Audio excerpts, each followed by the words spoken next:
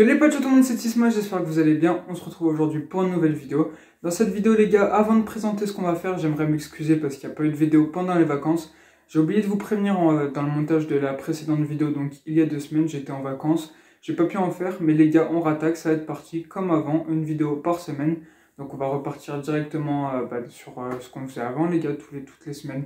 La vidéo à dimanche, aux alentours de midi sur les infos de l'Olympique Lyonnais. En tout cas, du coup, ça va être parti, les gars, on va finir la saison, on verra après comment ça va se passer. Donc, encore une fois, avant de continuer la vidéo et de présenter le sommaire, j'aimerais présenter mes sincères condoléances à la famille et aux proches de Mino Raiola, ainsi qu'au joueur sur qui c'était l'agent. Il est malheureusement décédé suite à une grave maladie. Il avait été annoncé décédé par des médias italiens. Finalement, il était dans un état grave. Il avait démenti lui-même sur ses réseaux sociaux, mais quelques jours après, malheureusement, il a succombé. C'était l'un des plus grands agents de l'histoire du football, si ce n'est l'un des 2 plus grands agents avec Jorge Mendes. Il a notamment été l'agent de Zlatan Ibrahimovic, de Erling Haaland ou encore de Romelu Lukaku un petit peu avant.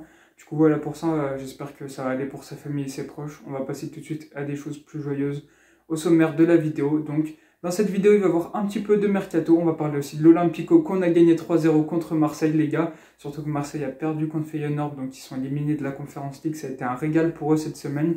On va parler de 2-3 petites choses de FIFA Ultimate Team avec une carte sport qui a créé, on y reviendra.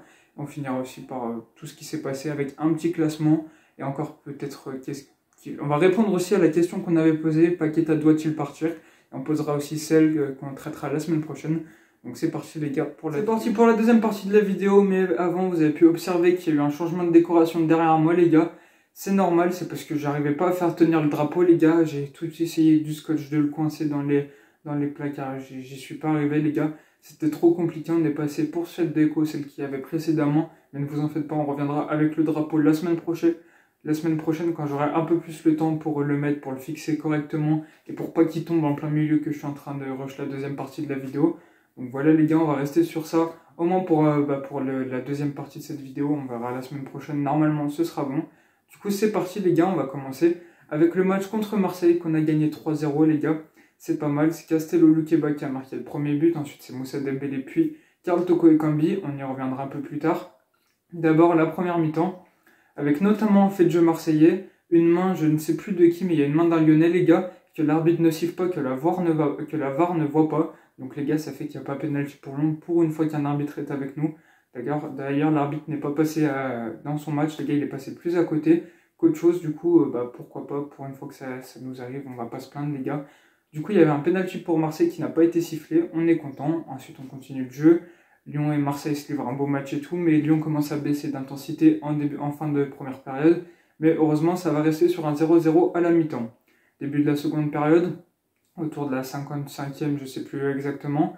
Donc il y a une faute d'un Lyonnais, je crois que c'est de Malo Gusto, sur un Marseillais pour récupérer la balle. L'arbitre ne siffle pas. Suite à ça, Malo Gusto subit la faute d'un joueur de Marseille, que l'arbitre cette fois-ci va siffler. Donc après, il y a coup franc les gars, un coup franc que c'est Emerson qui va tirer. Contré par le mur, Moussa Dembélé et Castello Luqueba sont devant le but. Castello Luqueba n'a plus qu'à transformer. Sauf qu'il y a 2 choses à voir notamment dans ce but. La première, c'est que Malo Gusto a fait une faute sur un Marseillais pour récupérer la balle avant le coup franc qui n'a pas été sifflé. Deuxièmement, il y a eu limite hors-jeu de Moussa Dembélé, mais Moussa Dembélé n'est pas hors-jeu finalement d'après des images, d'après ce qu'on a vu. Et troisièmement, c'est la faute de Moussa Dembélé sur Pau Lopez, le gardien marseillais. Il lui écrase le bras avec ce crampon, donc normalement le but est censé être refusé. Mais le but est accepté parce que l'arbitre pour une fois est gentil avec nous. C'était Anthony Gauthier, l'arbitre, je crois, un truc comme ça. Ouais, ça doit être ça. Du coup, voilà pour ça. Donc, pour le premier but, on est content. Ça met un coup sur la tête des Marseillais qui nous permettra de mettre un second but par l'intermédiaire de Moussa Dembélé et de finir avec Karl Toko Ekambi pour le 3-0. Donc, les gars, on a gagné ce match par un large succès. Une humiliation au Vélodrome. Un petit trick aussi de Anthony Lopez qui reçoit une transversale de très loin. Il fait contrôle de la poitrine, il jongle un peu avec la tête, les jambes. En tout cas, il se régale comme si c'était chez lui, comme si c'était son stade. Et il l'a dit en conférence de presse après qu'il s'était fait plein d'amis. Parce que tout le monde les sifflait, c'était abusé. Enfin, c'était une interview, pas une conférence de presse. En tout cas, un beau petit match avec pas mal d'ambiance du côté marseillais. Mais ça n'aura pas empêché Lyon de gagner, de toujours croire à l'Europe. Parce que oui, Si Nice gagne la Coupe de France, ce qui était hier pour vous, ce qui est pour moi c'est ce soir, et ben on sera qualifié si on est 6ème et non 5ème, mais il faut déjà qu'on soit 6ème, qu'on gagne tous nos matchs. Mais pourquoi pas se qualifier pour la Conference League par ce passage-là, donc si Nice gagne la Coupe de France et que Lyon prenne la place de Strasbourg qui est 6ème alors que nous sommes actuellement 7ème à 2 points de Strasbourg, donc ce serait pas mal, on serait européen la saison prochaine. En tout cas c'est pas encore sûr, mais ça va pas sauver tous les meubles, ça pourrait peut-être refaire un peu de bonheur dans la saison lyonnaise qui aurait été très compliquée. En tout cas, ce ne sera pas l'arbre qui va cacher les forêts. On ne manquera pas de critiquer la saison lyonnaise et encore pendant de nombreuses semaines avant la saison prochaine qu'on débutera. Donc d'ici quelques mois encore. Du coup, voilà pour ça, voilà pour le match contre l'Olympique de Marseille. On va passer au reste de la vidéo. C'est parti. C'est parti pour la deuxième partie de la vidéo avec du mercato et encore deux petites infos que j'allais oublier sur l'Olympico qu'on a gagné. Donc je cesse de le répéter. Mais ça fait plaisir, en plus qu'ils sont fait éliminer en Conference League, ça fait une superbe semaine pour eux les gars. C'est pas mal du coup. J'ai oublié deux petites infos, c'est que grâce à la victoire de Lyon dans l'Olympico contre l'Olympique de Marseille au Vélodrome, Lyon a porté sa 1000e victoire en Ligue 1 les gars, ce qui fait qu'on est la 5e équipe en France à l'avoir fait, après Marseille, Saint-Etienne, Bordeaux de tête, et je suis pas sûr, peut-être Paris est la 5e, j'ai oublié. Mais enfin bref, du coup on est la 5e équipe à remporter 1000 victoires en championnat. Ça fait plaisir les gars, ça a bien soldé ce petit match.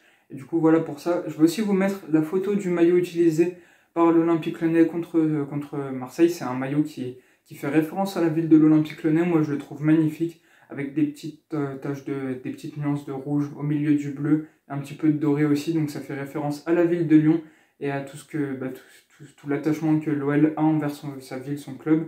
Du coup voilà, on pourra aussi notamment remarquer que sur le bas du maillot, un peu sur le côté, les gars, c'est écrit « Rouge et bleu sont nos couleurs, Lyonnais est notre cœur ». C'est une phrase de l'hymne de l'Olympique Lyonnais donc, que vous chantez au début du match et à la fin. Donc « Rouge et bleu sont nos couleurs, Lyonnais est notre cœur ». Du coup, voilà pour ces petites chansons, les gars. Vous pouvez dire si je chante bien ou pas dans les commentaires, même si j'ai que fredonné un petit peu. Enfin bref, du coup, voilà pour ça, il sera affiché. Et on devra sûrement l'utiliser jusqu'à la fin de la saison à l'extérieur et la saison prochaine. Ça pourrait être notre maillot extérieur. Du coup, voilà pour ces petites infos. On va passer au mercato. Alors, pour le mercato, les gars, il y a pas mal de choses à dire. On va commencer par les arrivées parce qu'il y a beaucoup d'arrivées. La première, c'est un ancien international français. C'est Sissoko, les gars. Il pourrait donc aller à l'Olympique Lyonnais. Encore une fois, il a été beaucoup annoncé dans des saisons passées, dans les mercatos passés. Il pourrait rejoindre l'Olympique Lyonnais, les gars. Donc voilà, moi j'aimerais bien que ce joueur d'expérience rejoigne l'Olympique Lyonnais. Bon, encore sportivement, je suis pas sûr que ça soit très rentable, donc c'est ce qui me met quand même un petit peu le doute. Mais je pense que pour l'éducation des jeunes, ça pourrait être pas mal, les gars. On reviendra sur ça après. Du coup, vous pouvez mettre en commentaire si vous aimeriez bien que Moussa Sissoko arrive à l'Olympique Lyonnais. C'est pas ce qui me ferait le plus rêver, mais ce serait bien pour la formation des jeunes. Du coup, voilà pour ça. On va passer aux autres infos. Il y a aussi une personne qui a éliminé Marseille qui est sur les tablettes de l'Olympique Lyonnais. C'est le latéral gauche de Feyenoord, les gars. C'est Massala.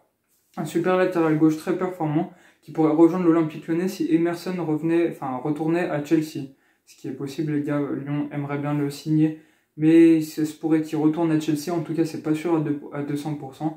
Si Emerson, qui fait plutôt bonne saison du côté de l'Olympique Lyonnais, part, Massala pourra rejoindre l'Olympique Lyonnais. En tout cas, il faudrait quasiment 15 millions d'euros minimum pour s'attacher ses services. Moi, je suis vraiment pas contre. C'est un bon joueur. Il a prouvé de belles choses en Conference League contre Marseille. On verra pour la finale ce qu'il donne, mais en tout cas, c'était pas mal ce qu'il a fait jusqu'à présent.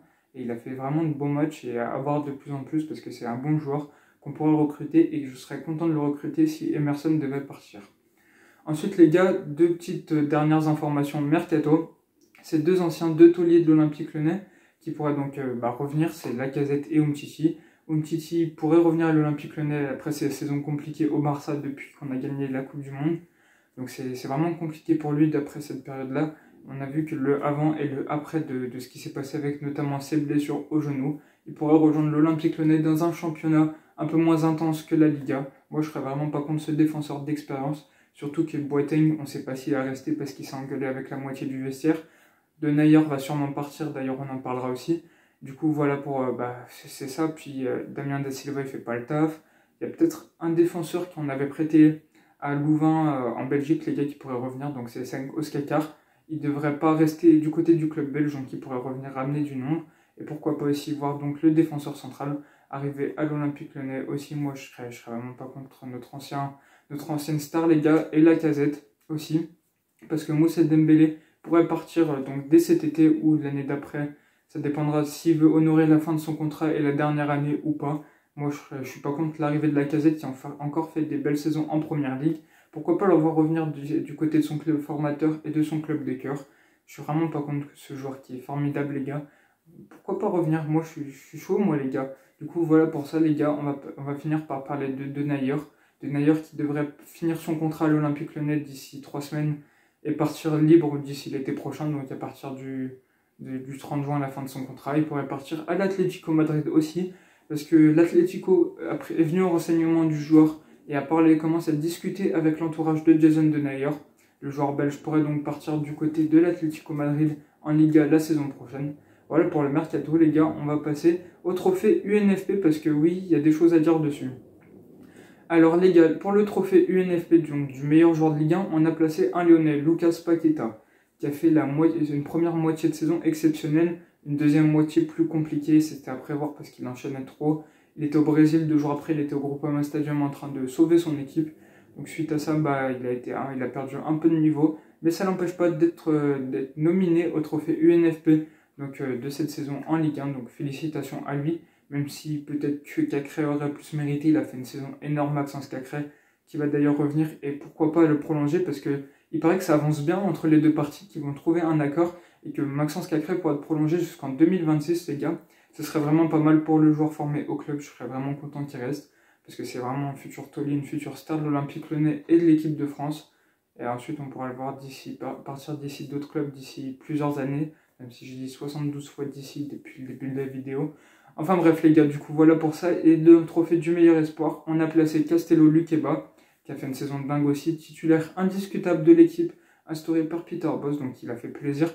Il a su pallier dans un premier temps la défense, la défense où il n'y avait pas Jason Denayer ni Diomande, qui était deux des trois qui auraient pu être alignés titulaires au début de saison. On n'aurait pas mis une pièce sur Luqueba et il a fait une grosse saison. Du coup, voilà, il mérite d'être l'un des meilleurs espoirs de Ligue 1. On espère qu'il va gagner le trophée. Et on verra donc ça d'ici quelques jours. Donc dimanche prochain, je ne sais pas si c'est ce soir pour vous, parce que moi c'est la veille ou dimanche d'après. Je vous mettrai ça au montage normalement. Du coup, voilà pour ça. J'aurais bien aimé qu'on place aussi Malo Gusto, qui est pareil, est titulaire indiscutable à la place de l'ancien capitaine lyonnais. Parce que c'est plus trop lui, c'est plus Moussa Dembélé. Léo Dubois qui n'a pas fait une très bonne saison. Malo Gusto a pris sa place. Du coup, voilà pour ça, les gars. On aurait pu aussi placer Anthony Lopez en meilleur gardien. Ça n'a pas été le cas, parce qu'il y avait pas mal de meilleurs gardiens, les gars. Et il y avait aussi Peter Bosz en coach, même s'il n'a pas fait une saison incroyable, c'est vrai. Mais il aurait peut-être pu... Non, je pense pas en vrai. Il aurait pu être 8e, 9e entraîneur de Ligue 1 cette saison, parce qu'il y avait plus d'absences plus surprenantes du côté des trophées UNFP, comme Francaise, le coach de Lens, qui a fait une superbe saison. Finalement... pas de Peter Bosz, pas d'Anthony Lopez, du coup voilà pour ça. Je vous propose de faire vos trophées UNFP, les gars, dans les commentaires, parmi les 5 nominés. Moi je lirai les miens, et peut-être que je lirai les vôtres, les gars, s'il y en a qui écrivent leur vainqueur des trophées UNFP. On dira tout ça la semaine prochaine, donc le meilleur joueur de Ligue 1 pour moi, pour le gardien, pour l'espoir, pour le coach, pour le français de l'étranger aussi. Je rajouterai peut-être quelques nominés, on verra, les gars, pour ça. Du coup voilà pour ça, on reviendra la semaine prochaine sur ça, sur nos trophées UNFP. Et peut-être sur les vôtres aussi, si vous répondez en commentaire. Pour vous, quel est le meilleur joueur de la Ligue 1? Ça, c'est à vous de répondre. Faites comme vous voulez, les gars. Vous pouvez mettre des joueurs qui ne sont pas nominés aussi, c'est pas grave. Du coup, voilà pour ça. On va finir avec, est-ce que Paqueta doit-il partir, les gars? C'est la question qu'on s'est posée il y a maintenant 3 semaines, la dernière vidéo que j'avais faite. Donc, les gars, est-ce que Paqueta doit-il rester? Enfin, c'est pas français. Paqueta doit-il rester? Ou est-ce que Paqueta doit rester? Là, c'est plus français. Moi, je pense que oui, parce que Paqueta, même s'il annonçait sur le départ quelques fois du côté du PSG ou du Real, et ben finalement, j'aimerais quand même bien qu'il reste, parce que c'est un peu le Payet de l'OL, les gars. Même s'il n'est pas toujours resplendissant, même s'il n'est pas toujours à 200%, il fait des belles parties de saison quand même, il est pas mal régulier, du moins sur certains moments. Après, c'est sûr qu'il est un peu moins performant suite aux enchaînements qu'il a fait, mais en tout cas, il met des ballons techniquement propres, c'est lui qui fait descendre, c'est lui le maître à jouer. C'est lui qui dribble tout le monde, les gars, c'est celui qui fait monter le ballon pour tout ce qu'il fait. Du coup, c'est un gros apport à l'Olympique Lyonnais, même si Romain Fèvre pourrait jouer à sa place, ou encore Oussem Aouar, même si Oussem Aouar devrait partir cet été. On ne sait pas où ni quand cet été, au mois d'août, au mois de juillet ou au mois de juin, fin mois de juin. Enfin, on ne sait pas trop, mais on espère qu'il va partir au Samawar parce qu'on y reviendra la semaine prochaine. Il y a aussi Romain Fèvre du coup qui peut jouer au poste de Lucas Paqueta et Habib Keita et Florent Da Silva qui va revenir de son prêt à Villefranche. Ça c'est pour les jeunes les gars. Mais je pense que Paqueta doit rester et qu'on devrait vendre Aouar et faire prêter soit Habib Keita soit Flo Da Silva pour qu'il puisse gagner du temps de jeu et apprendre de l'expérience. Peut-être en Ligue 2, ce serait pas mal parce que Flo Da Silva a fait son prêt à Villefranche en national, notre club voisin, notre club partenaire aussi. Du coup voilà pour ça les gars. Je pense que Paqueta doit rester, il est trop important pour l'équipe. Même s'il a eu une baisse de régime, du coup, moi je pense que c'est pour ça qu'il doit rester. Vous pouvez mettre en commentaire si vous aussi vous souhaitez qu'il reste. Voilà pour la vidéo, les gars. La semaine prochaine, on traitera la question suivante. Comment Lyon va faire la saison prochaine pour se remobiliser, pour faire une saison correcte? On va parler de mercato, on va parler de jeu, on va parler des joueurs qui sont là et qui n'ont pas ce qu'il faut, qui ne sont pas à fond. Les gars, on reviendra ça là-dessus. La semaine prochaine, vous pouvez mettre en commentaire comment faire une meilleure saison la saison prochaine que cette saison-là du coup, et pourquoi pas la sauver avec une place en Conference League. Du coup les gars, j'espère que vous avez kiffé la vidéo. Si c'est le cas, n'hésitez pas à liker, on se retrouve la semaine prochaine. Du coup, bah ciao ciao les gars.